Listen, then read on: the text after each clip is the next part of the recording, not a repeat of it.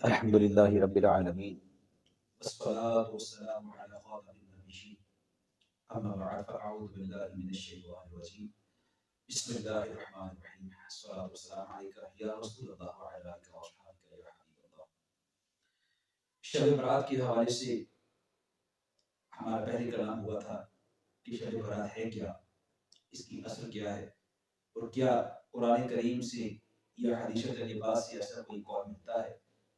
تو وہ میں آپ کی بارگاہ میں پہلے ہی پیش کر چکا ہوں کہ سورہ دخان کی آیات میں نے آپ کے سامنے پڑھی اور پھر اس کی تفسیر حدیث سے بھی بیان فرمائی۔ اب اس کی فضائل اور اہمیت کے بارے میں بات کرنے میں ایک مثال دینا چاہوں گا آپ کو۔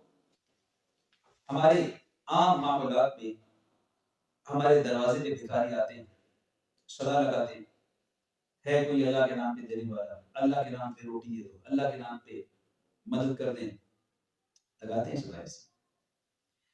اب یہ سوچیں کہ کبھی ایسا ہو کہ بجائے فقیر صدا لگائے، جو دینے والا ہے سخی، اگر وہ صدا لگائے کہ ہے کوئی دینے والا، کہ میں اسے پیسے دے دوں، اس کی مدد کر دوں، اس کو روٹی دے دوں، اس کو کپڑا دے دوں، ذرا اس کو امیجن کریں، سوچیں، ویژولائز کریں، کیسا لگے گا۔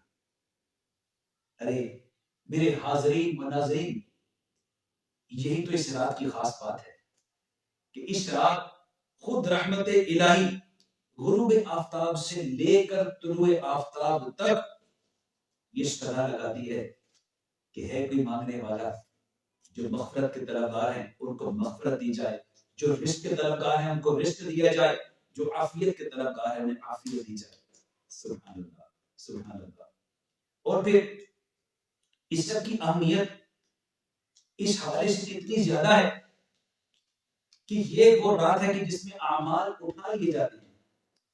اللہ، اس شعب الایمان کی ایک حدیث ہے، امام بہقی نے اس کو شعب میں روایت فرمایا ہے، اور حضرت عثمان بن رضی رضی اللہ تعالیٰ عنہ کے راوی ہیں۔ آپ فرماتے ہیں کہ قال رسول اللہ صلی اللہ تعالی علیہ وآلہ وسلم تقطع الاجال من شعبان الى شعبان، یعنی فرمایا کہ ایک شعبان سے دوسرے شعبان تک لوگوں کی زندگی منقطع کرنے کا وقت اس رات میں لکھا جاتا ہے۔ اللہ، ان الرجل لا ينكح ويولد له، اور اس رات میں لکھا جاتا ہے کہ انسان کس کی شادی ہونی ہے، اس کے بچے پیدا ہونے ہیں۔ وقد خرج اسمه في الموتى، اور حالانکہ اس کا نام مردوں کی فہرست میں لکھا جا چکا ہوتا ہے۔ یعنی انسان کے لیے کتنی عام رات ہے، اس کے فیصلے ہو رہے ہیں، اور انسان کوئی شادی کی تیاری کر رہا ہے، کوئی مکان بنا رہا ہے، کوئی خریداری کر رہا ہے، حالانکہ اس رات اس کا نام مرنے والوں کی فہرست میں لکھا جا چکا ہوتا ہے۔ اور یہ رات گزشتہ سال کے تمام اعمال، جو میں نے کہا نا اعمال اٹھانے کی رات ہے، تو اعمال یہ بارگاہ رئیس میں پیش ہوتے ہیں، اور آئندہ سال کے ملنے والی زندگی اور رزق وغیرہ کے حساب کتاب کی رات ہے۔ اسی لیے اس رات میں، اب یہ سوچیں، آپ خود سوچ رہے ہیں، یہ لیفٹ رائٹ کسی کی باتوں میں نہ آئے، جب اتنے اہم فیصلے آپ کے بارے میں کیے جا رہے ہیں تو ہمارا کیا فرض بنتا ہے، ہمیں کیا کرنا چاہیے؟ عبادت الہی میں مشغول رہنا چاہیے، اور رب کریم کی رحمتوں کے مستحق ہونے کا باعث یہی ہے، اور یہی ہمارے کریم آقا صلی اللہ تعالی علیہ وسلم کی تعلیم بھی ہے۔ شب برات کی ایک بڑی خصوصیت یہ ہے کہ اس شب میں اللہ تعالیٰ اپنے فضل و کرم سے بے شمار لوگوں کی بخشش فرما دیتا ہے۔ جی ہاں، آئیے حدیث پاک سن لیتے ہیں۔ سیدتنا عائشہ صدیقہ رضی اللہ تعالیٰ عنہ روایت فرماتی ہیں، آپ فرماتی ہیں کہ ایک رات میں نے اپنے سردار صلی اللہ تعالی علیہ وسلم کو بستر پہ نہ پایا، تو میں آپ کی تلاش کو نکلی، دیکھا کہ آپ علیہ السلام جنت البقیع میں تشریف فرما ہے، اور مجھے دیکھ کر فرمایا کہ اے عائشہ، کیا تمہیں اس بات کا خوف تھا کہ اللہ رسول تم سے زیادتی کریں گے؟ تو میں نے عرض کی کہ یا رسول اللہ صلی اللہ علیہ وسلم، مجھے گمان ہوا کہ شاید آپ کا کسی دوسری اہلیہ کے ہاں جو ہے وہ آپ کا میدان پڑا ہے، تو آپ وہاں تشریف لے گئے ہوں۔ تو آقا صلی اللہ علیہ وسلم نے فرمایا یہ خوشخبری ہے امت کے لیے، اس سے غور سے سنیے، کیا فرمایا؟ ان اللہ ينزل لیلۃ النصف من شعبان الی السماء الدنیا. اللہ پاک اس شب کو، شب برات کو، جب سورج غروب ہوتا ہے تو اپنی شان کے مطابق آسمانی دنیا پر اپنی تجلی فرماتا ہے. فَيَغْفِرُ لِأَكْثَرِ مِنْ عَدَدِ شَعَرِ غَنَمِ كَلْبِ. اللہ اللہ، اور نزول فرماتا بھی ہے اور وہ بنو کلب کی بکریوں کے بالوں سے بھی زیادہ لوگوں کی بخشش فرما دیتا ہے. اب یہ جو میں نے حدیث پڑھی ہے نا، اس حدیث کے بارے میں شارحین کیا کہتے ہیں؟ فرماتے ہیں کہ یہ حدیث اتنی زیادہ اسناد سے ثابت ہے کہ درجہ صحت کو پہنچ چکی ہے. سبحان اللہ، اس میں کوئی گمان کی بات نہیں کہ ضعیف ہے یا ایسی یا ویسی ہے. جی ہاں.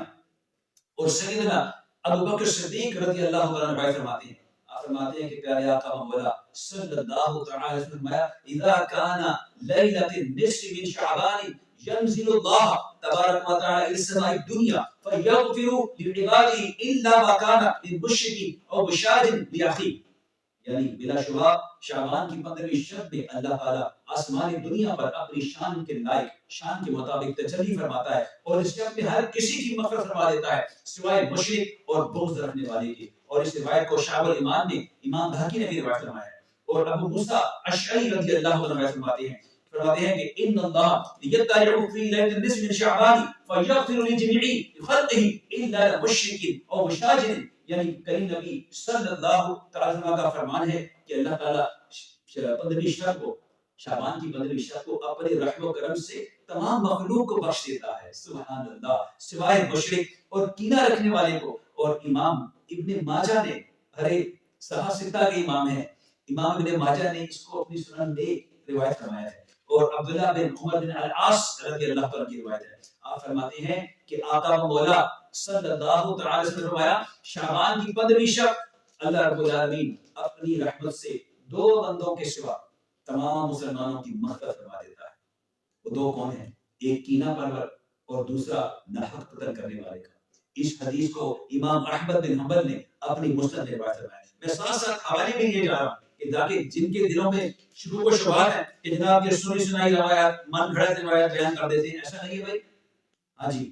اور ایک طویل حدیث ہے ان لوگوں نے عائشہ صدیقہ رضی اللہ عنہا کی، میں اس کا مختصر اس کا خلاصہ بیان کر دیتا ہوں کہ یعنی اس رات میں مغفرت سے جو محروم رہتے ہیں اس میں ان لوگوں کا بھی ذکر ہے جو بلا اجازت شرعی رشتوں کو توڑتے ہیں اور بطور تکبر اپنے شلوار یا پائجامے کو ٹخنوں سے نیچے رکھتے ہیں، اور جو ماں باپ کے نافرمان ہیں، جو زانی ہیں، جو شراب نوشی کرتے ہیں. اور اس روایت کو بھی شعب الایمان میں امام بہقی لے کر آئے ہیں. اور ایک اور حدیث ہے سیدنا ابو ہریرہ رضی اللہ عنہ سے روایت ہے، اور اس میں اس کے ساتھ کچھ الفاظ کا اضافہ ہے. وہ کیا ہے کہ اس میں جادوگر، سود خور، کاہن، بدلہ کار، یہ وہ لوگ ہیں کہ اگر اپنے گناہوں سے توبہ کیے بغیر مر گئے تو ان کی مغفرت بھی نہیں ہوتی. لہذا جلدی جلدی چاہیے کہ ایسے لوگ سچی اور پکی توبہ کر لیں تاکہ شب برات میں جو مغفرت کے خزانے لٹ رہے ہیں یہ بھی ان کے حقدار بن جائیں. یاد رکھیے اس شب میں اللہ کی مغفرت، اللہ کی رحمتوں کو پانے کا ایک جو ٹول ہے، ایک جو ذریعہ ہے، ایک جو چابی ہے وہ توبہ ہے. قرآن کریم میں ارشاد باری تعالیٰ ہے یا ایھا الذین آمنوا توبوا الی اللہ توبۃ نصوحا، یعنی اللہ کی طرف ایمان والے ایسی توبہ کریں کہ جو آگے کی نصیحت ہو جائے. اور یہ کیسی توبہ ہے؟ اس کے بارے میں جب بارگاہ مصطفیٰ صلی اللہ علیہ وسلم عرض کی گئی کہ یا رسول اللہ یہ توبۃ نصوحا کیا ہے، تو فرمایا بندہ اپنے گناہ پر سخت نادم اور شرمسار اور پھر بارگاہ الہی میں گڑ گڑا کر مغفرت مانگے اور گناہوں سے بچنے کا پختہ عزم کرے.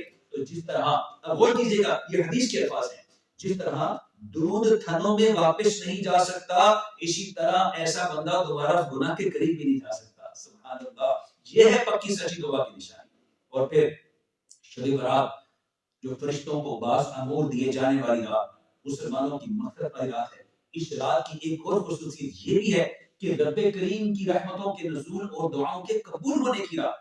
اور سیدنا عثمان بن ابی العاص رضی اللہ تعالیٰ سے روایت ہے، فرمایا کہ حضور سید عالم صلی اللہ تعالی وسلم نے فرمایا کہ جب شعبان کی 15ویں شب آتی ہے تو اللہ تعالیٰ کی طرف سے اعلان ہوتا ہے کوئی مغفرت کا طالب، اس کی مغفرت کہ میں اس کے گناہ بخش دوں، کوئی مجھ سے مانگنے والا کہ میں اسے عطا کر دوں. اس وقت اللہ تعالیٰ سے جو مانگا جائے وہ ملتا ہے اور وہ سب کی دعائیں قبول فرماتا ہے ماں سوائے مشرک اور بدکار عورت کی. مولا علی کرم اللہ تعالی وجہ کریم سے روایت ہے، آپ فرماتے ہیں کہ غیب بتانے والے آقا صلی اللہ تعالی علیہ وسلم نے فرمایا کہ جب شعبان کی 15ویں شب آئے تو کیا کرنا ہے؟ او فقوموا لیلھا، اس رات کو قیام کرنا ہے۔ یہ دیکھیے یہاں پہ حکم آ رہا ہے، حدیث پاک میں ترغیب آ رہی ہے، امت کو حکم ہے فقوموا لیلھا، اس رات کو قیام کرنا ہے، وصوموا نہارا، اور دن کو روزہ رکھنا۔ تو لہذا کیا ہے کہ اللہ تعالیٰ اس رات میں غروب آفتاب کے وقت سے ہی رحمتیں اپنی شان کے مطابق آسمانی دنیا پر جاری فرماتا ہے اور اپنی بخشش کی سزائیں بلند کرتا ہے۔ اللہ اللہ، اور یہ کوئی عام روایت نہیں ہے، امام ابن ماجہ نے اس کو اپنی سنن میں روایت فرمایا ہے۔ سبحان اللہ۔ اور یاد رکھیے یہ جو میں نے بات کی کہ اللہ پاک آسمانی دنیا پر تجلی فرماتا ہے اپنی شان کے لائق، بخاری شریف کی روایت کے مطابق یہ ندا ہر روز رات کا ایک آخری پہر آتا ہے جس میں اللہ پاک آسمانی دنیا پر تجلی فرماتا ہے اور یہ سنا لگتی ہے۔ لیکن اس رات کی خاصیت یہ ہے کہ عام راتوں میں تو صرف یہ ساعت ایک گھڑی کے لیے آتی ہے آخری حصے میں، جبکہ شب برات میں غروب آفتاب سے لے کے طلوع آفتاب تک یہ صدا بلند ہوتی رہتی ہے۔ سبحان اللہ، یہ ہے اس رات کی خاصیت۔ اللہ، لہذا کیا کرنا ہے؟ سنت کیا ہے کہ سرکار دو عالم، حدیث آپ نے سنی، سرکار دو عالم صلی اللہ علیہ وسلم خود بھی شب بیداری کی اور دوسروں کو بھی شب بیداری کی ترغیب فرمائی، فقوموا لیلھا، اور آپ کا فرمایا علی شان ہے، تو لہٰذا اس رات کو قیام بھی کریں اور دن کو روزہ بھی رکھیں۔ اور یہ کوئی آج کے دور کی بات نہیں ہے، اس میں شیخ محقق شاہ عبد الحق محدث دہلوی رحمہ اللہ آپ فرماتے ہیں کہ تابعین میں سے جلیل القدر حضرات، مثلا امام بخاری کے استاد امام اسحاق، حضرت خالد المعدان، حضرت محمود مقبول، حضرت لقمان بن عامر، یہ سب حضرات باقاعدہ شعبان کی 15ویں شب میں شب بیداری کرتے تھے اور رات بھر مسجد میں عبادات میں مصروف رہتے تھے۔ سبحان اللہ سبحان اللہ۔ اور امام ابن الحاج المالکی رحمۃ اللہ فرماتے کہ شب برات کے متعلق اس میں کوئی شک نہیں کہ یہ رات بڑی برکت والی اور اللہ کے نزدیک بڑی عظمت والی ہے، اور ہمارے اسلاف اس کی بہت تعظیم کیا کرتے تھے، اس کے آنے سے قبل اس کی تیاری کرتے تھے، اور جب یہ رات آتی تو وہ خوشی و جذبے سے اس کا استقبال کرتے اور مستعدی کے ساتھ اس رات میں عبادات کیا کرتے تھے، کیونکہ یہ بات ثابت ہو چکی ہے کہ ہمارے اسلاف و شاعر اس رات کا بہت احترام کیا کرتے تھے۔ مزید اب یہ بات ثابت ہے کہ اس رات میں مسجد میں جمع ہونا، عبادت کرنا اور روزہ رکھنا یہ کوئی آج کا طریقہ نہیں، یہ بزرگان دین کا طریقہ ہے، اسلاف کا طریقہ ہے۔ لہٰذا اب کوئی شخص اگر اس شب میں بیداری کرتا ہے، روزہ رکھتا ہے، تو یہ فعل احادیث کے مطابق بالکل صحیح ہے، اور ہمارے آقا و مولا صلی اللہ تعالی علیہ وسلم کا یہ عمل بھی احادیث سے ثابت ہے۔ مزید شب برات میں مسلمانوں کی دعائے مغفرت کے لیے قبرستان جانا بھی سنت سے حدیث سے ثابت ہے، اور اس میں ایک حکمت بھی ہے کہ اس رات کو قبرستان میں جانے سے موت کی یاد آتی ہے۔ وقت رات کا ہوتا ہے، قبرستان جاتے ہیں تو وہ کیفیت، اور رات ہی ہے تو کیفیت ایسی ہوتی ہے کہ موت کی یاد آتی ہے اور آخرت کی فکر پیدا ہوتی ہے۔ شب برات میں زیارت قبور کا مقصد بڑا واضح ہے کہ اس رات میں بھی ہم اپنی موت کو یاد رکھیں تاکہ گناہوں سے سچی پکی توبہ کرنے میں آسانی ہو۔ اللہ اللہ اللہ، اللہ کے نیک اور متقی لوگوں کا یہ حال ہے کہ وہ ہر رات بھی شب بیداری کرتے اور شب برات بھی اس کا اہتمام کرتے۔ ارے تو ہم کہاں ہیں؟